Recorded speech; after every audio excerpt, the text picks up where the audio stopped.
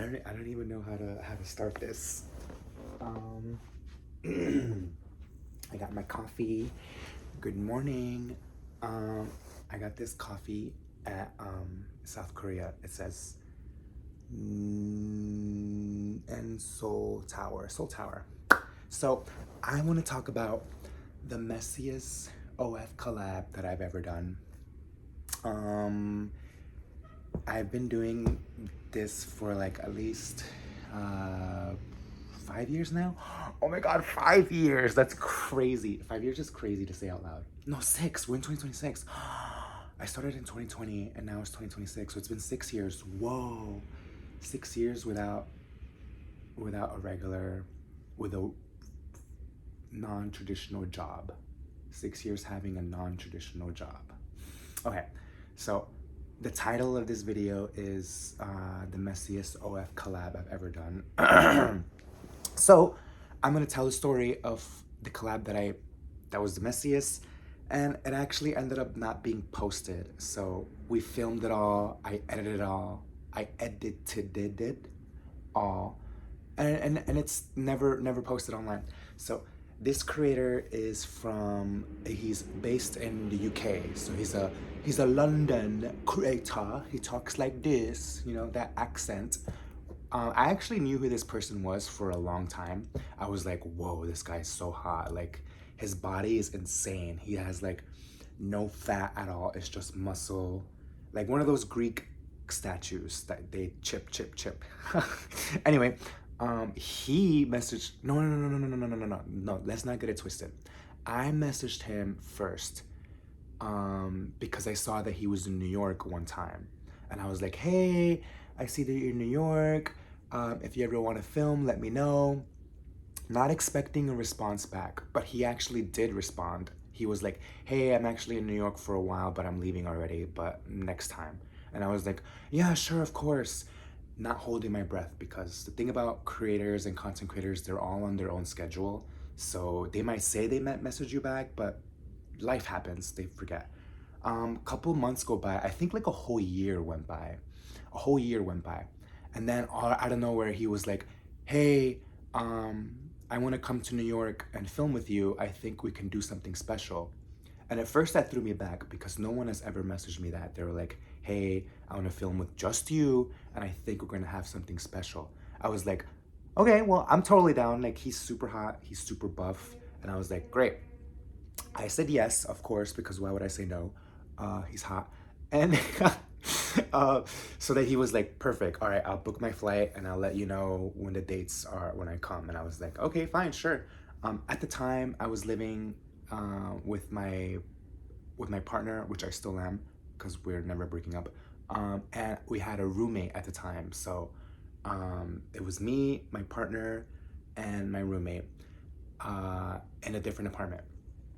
So then this person was like, hey, I'm in New York. I just landed in New York. Can I stay at your place?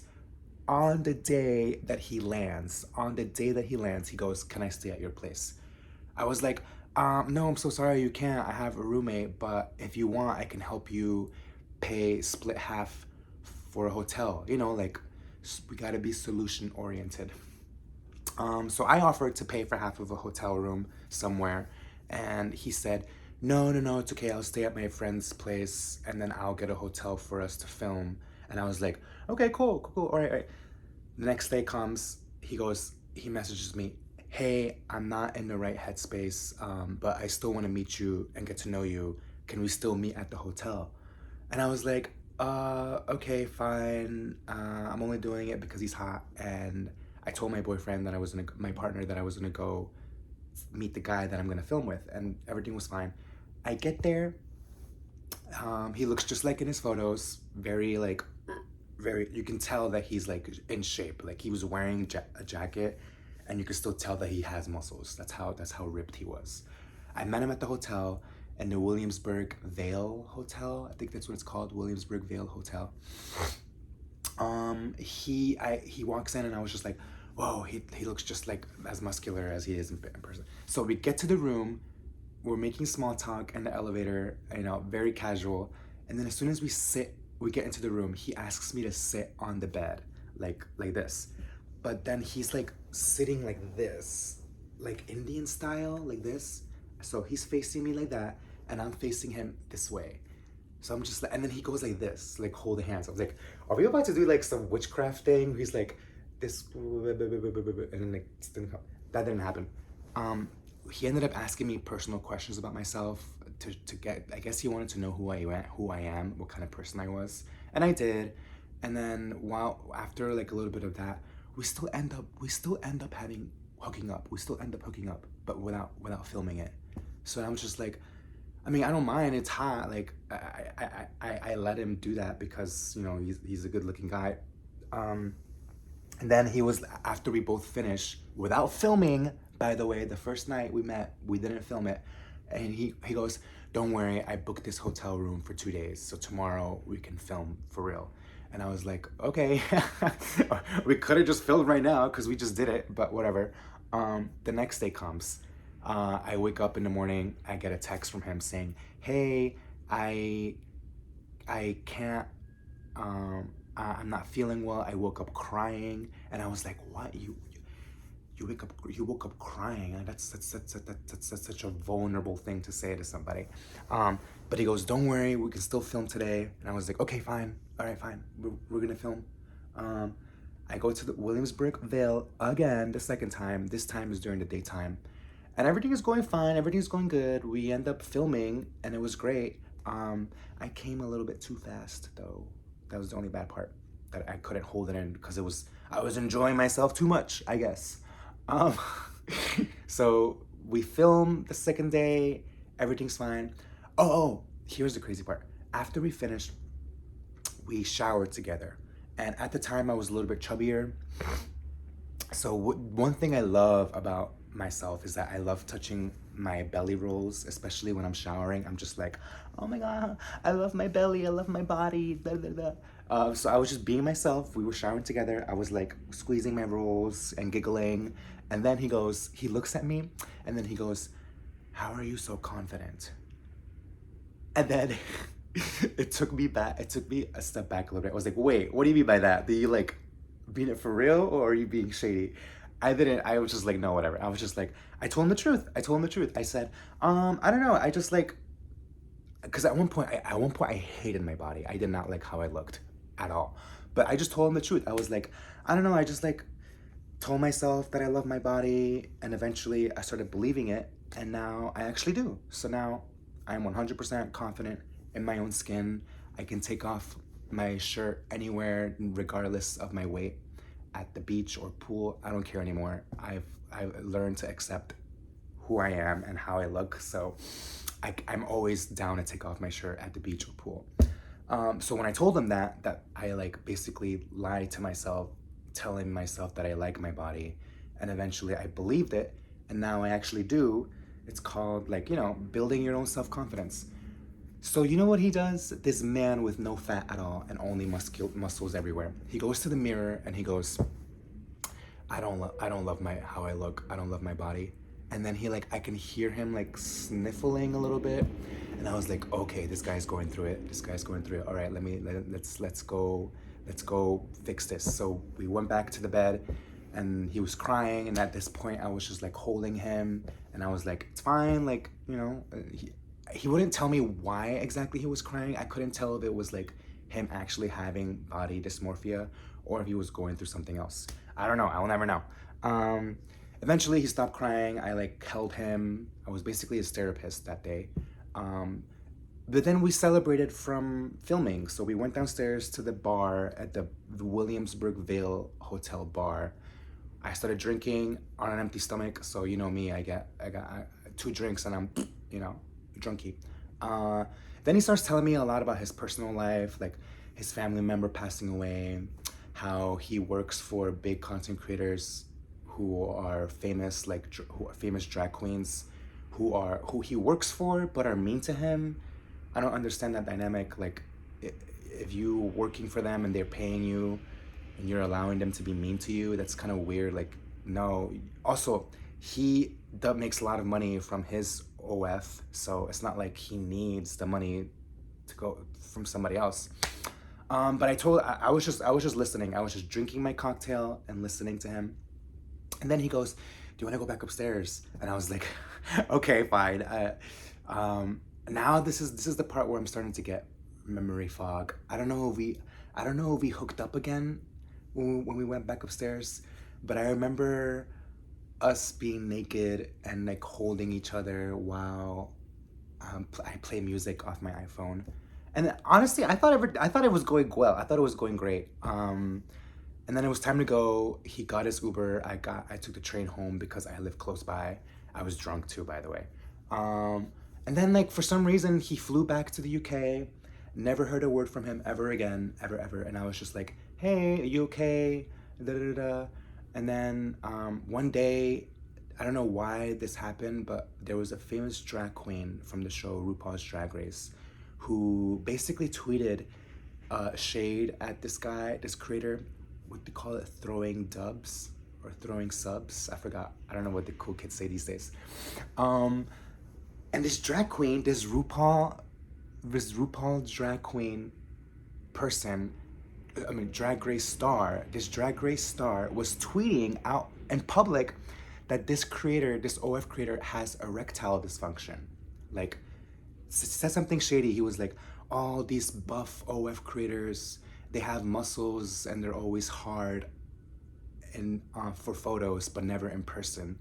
And everyone was like clocking it. I was like, "Oh my God, who is it? Who is it? Who is it?" And I was just like, "Oh, whoa." And then I knew who it was. I knew who they were talking about. And I was like, this person does not have erectile dysfunction at all. Like the whole time they were with me, hard and stayed hard the whole time. So me being nosy, I was like, well, I didn't have this problem when I met him. And I was like, I regret doing that because that was my big, big no. That was like the big, Miguel, you should have just stayed in your lane. You should have just shut up. That caused a domino effect. And then the drag queen clapped back at me, and I didn't clap back because I'm not about to have I'm not about to have a petty argument with a drag queen about how I was able to keep a guy hard and they couldn't. That's actually the more embarrassing part. Like on their end, they're admitting that they hooked up with a guy, they couldn't get them hard. I hooked up with the same person. I had no problem at all doing that. So sorry. I don't know. Maybe it was your personality. Maybe you came off a little too strong when you guys met in person. I don't know. So like I said, it caused a domino effect. The next day I woke up to like a long message from this creator. He was like, why are you telling people that we met? And I'm just like, what do you mean, why am I telling people we met? Like, they're gonna find out anyway because we're gonna post a collab anyway. I was saying that in my head. And he was like, and I was like, why are you telling people our business? And I was like, I was defending you. This person is literally saying that you have erectile dysfunction, and I'm defending you, saying that you don't. He goes, I don't need defending. You just wanted to say that just to have my name in your mouth so you can have clout. And I'm like, first of all, we have the same amount of followers. We both make good money on this website. I don't need clout from you. So whatever.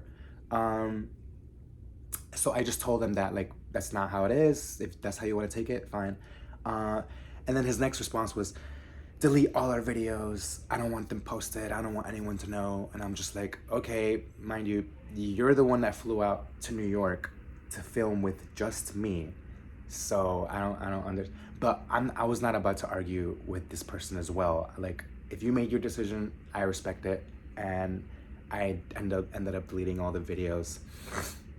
But man, it would have been such a good freaking collab to post because he's very well known in like the underground drag scene for being very funny and making memes. So a lot of my followers know who he is.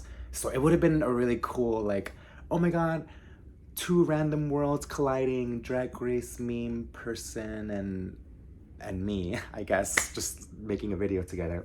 And I wish I would have posted it. Some people don't believe me who this person is. Like, I remember I was at a happy hour with my friends and I was like, guys, so and so told me I can't post the video. I was like, who? And I said the name, and I was like, they were like, shut up. No, you didn't. You didn't film with him. I'm like, I did. We took selfies at the bar because we were having a great time, and I showed them the selfies, and they were like, he flew out from UK to New York just for you? That's crazy. And I was like, yeah, I know, but it doesn't matter anymore because me defending him online made him go through a weird psychosis and made him think that I was, I don't know, dragging his name or using his name for clout. But that's not the case. That's not what happened. And yeah, that was the video that I wish I could have posted. And I just, if I could go back in time, I would just shut up and not defend him and just posted our video when it was scheduled to post, you know? But now I learned not to step in other people's business. But it's so hard because I love to yap and I love to talk. But other than that, I hope this person is doing well, like mentally, because it takes a type of person to just cry in front of a stranger and to be vulnerable. So other than that, I really do hope he's doing okay, like regardless of this story. Although I wish I could have posted that video. Oh, it would have been so hot. The girl. Well, you live and you learn. Okay. Well, anyway, I'm gonna start posting more stories or random things on this YouTube channel because I don't post that much. So here's to my first video off of my hiatus. But yeah, I hope everyone's doing well.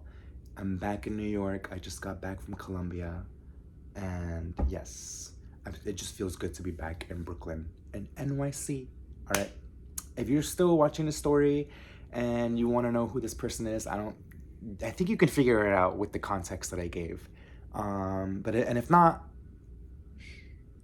okay.